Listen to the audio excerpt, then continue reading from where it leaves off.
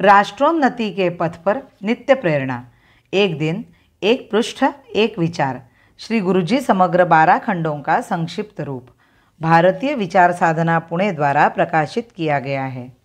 मैं डॉक्टर श्रीमती स्वाति सदानंद गोडबोले इन विचारों के एक पृष्ठ को प्रतिदिन वाचन के माध्यम से आप तक पहुंचाने का प्रयास कर रही हूं।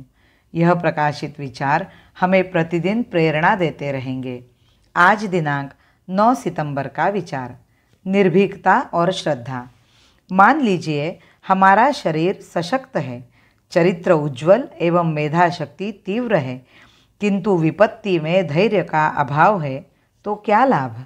परिस्थितियाँ सदैव हमारे पक्ष में ही रहने वाली नहीं है। हमें बाधाओं और प्रतिकूलता का सामना करना पड़ेगा।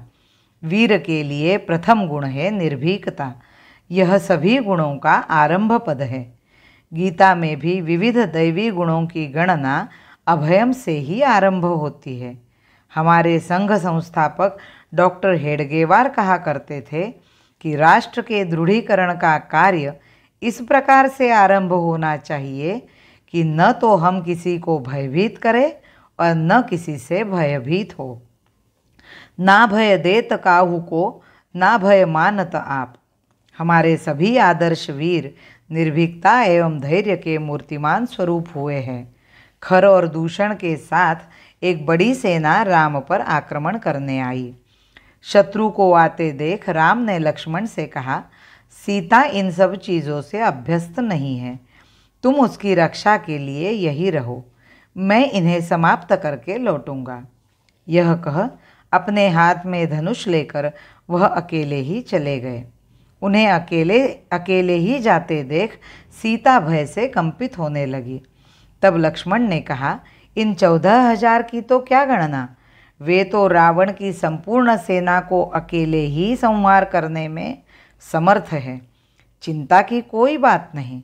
राक्षसों का नाश करके राम सदा की भांति संक्षोभ रहित अत्यंत शांत भाव से लौट आए, मानो कुछ हुआ ही न हो। ईश्वर की पूजा के लिए भी वीरता का भाव आवश्यक होता है। कायर यह नहीं कर सकता। ज्ञानेश्वरी में लिखा है कि जब कोई ईश्वर का ध्यान करने बैठता है तो पहले वह भीषण आकृतियाँ देखेगा। यदि वह दुर्बल हृदय है तो उसका प्रयास निष्फल होगा। कायर को न तो इस लोक में कुछ प्राप्त होता है और न परलोक में। यदि हम सही मार्ग पर हैं तो किसी से भयभीत होने का कोई कारण नहीं। कुछ वर्षों पूर्व अपने एक कार्यकर्ता का शरीरांत हो गया। उसकी मृत्यु के 1 सप्ताह पूर्व मैं उससे मिला था। उसने कहा, कोई चिकित्सा मेरे ऊपर परिणाम करती प्रतीत नहीं होती। बचने की कोई आशा नहीं है। लगता है कि मैं मरने वाला हूँ। मैंने कहा, तुमने एक महान आदर्श की निस्वार्थ भाव से अथक सेवा की है, कभी किसी का अनिष्ट नहीं किया, सदैव सबकी भलाई करते रहे, अतः तुम्हें मृत्यु का भय क्यों होना चाहिए। आनंद से शांतिपूर्वक मृत्यु से मिलो। उसने शांत एवं निराकुल भाव से मृत्यु का सामना किया।